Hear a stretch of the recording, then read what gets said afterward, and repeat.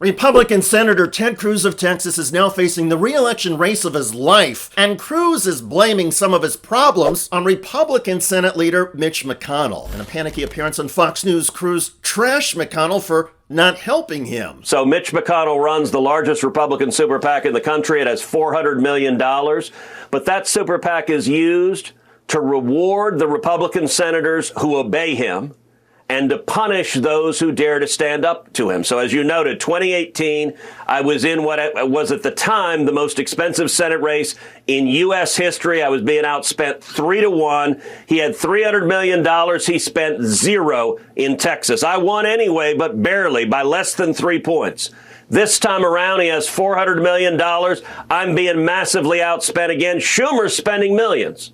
And yet he's spent zero. McConnell seems to be betting that Cruz will still win Texas, even if the race is close. A Democrat has not won a U.S. Senate seat in Texas in 36 years. Still, public polls show the Cruz race with Democratic challenger Colin Allred is within a few points. And an internal poll obtained by Politico shows Cruz is leading by only 1 point. Here is Houston Chronicle political reporter Jeremy Wallace. Well, I think the nerves of Ted Cruz tells us how close this race is. You know, you got to remember back in 2018, he only won his reelection by about 200,000 votes.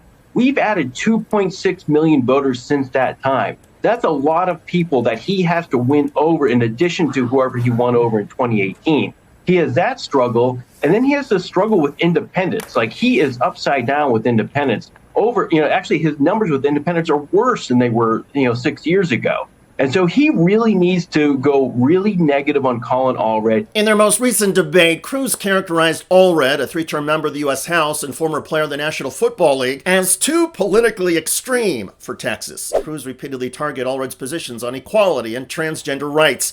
And Cruz said Allred wants to destroy what we've got in Texas because he shares Nancy Pelosi and Kamala Harris's values. For his part, Allred jabbed at Cruz's legislative record, noting that Cruz has never been there for Texas when Texas needed him. Allred blasted Cruz for helping to spike a bipartisan border package earlier this year and said the GOP senator was only focused on himself, invoking Cruz's trip to Cancun in 2021 when Texas was paralyzed by a historic winter storm. At another point in the debate, when Cruz laughed about a comment related to January 6th, Allred scolded him with, "It's not funny." By most accounts, Colin Allred more than held his own with Ted Cruz on both policy issues and stage presence. And given Allred's performance, Democratic donors will now likely pour even more money into Texas to try and help Allred in the final few weeks. If Ted Cruz loses the Senate race, Democrats stand a very good chance of keeping control of the U.S. Senate. But again, Mitch McConnell seems to be banking on Texas Republicans outperforming polling data, as has been the case in Texas for years. Plus, there are plenty of reports on Capitol Hill that McConnell simply does not like Ted Cruz. Cruz is not only more conservative than McConnell,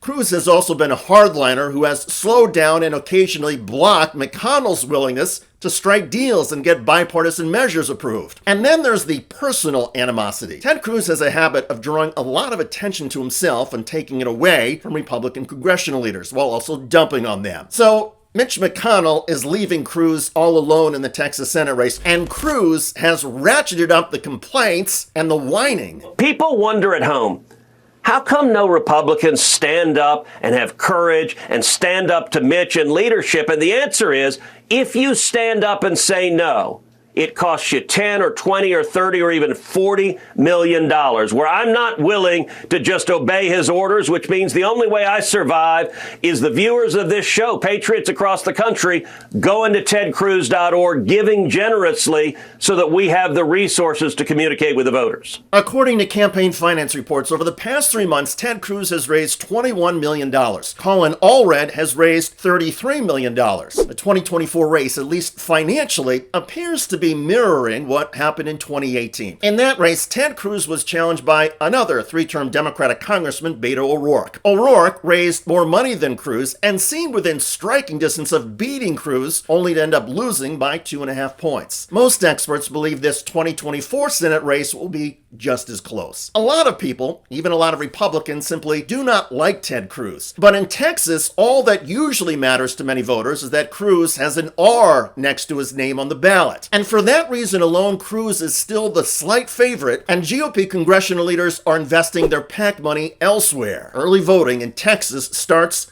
October 21st. I'm David Shuster. Thanks for joining us. Thanks for watching the video, guys. We also love it if you hit the join button below, because that makes you a member, and members allow us to be independent, honest. We can be as progressive as we want, no corporate media influence, and that's all because of you guys. We love doing the show with our members. Hit the join button, become one of the Young Turks.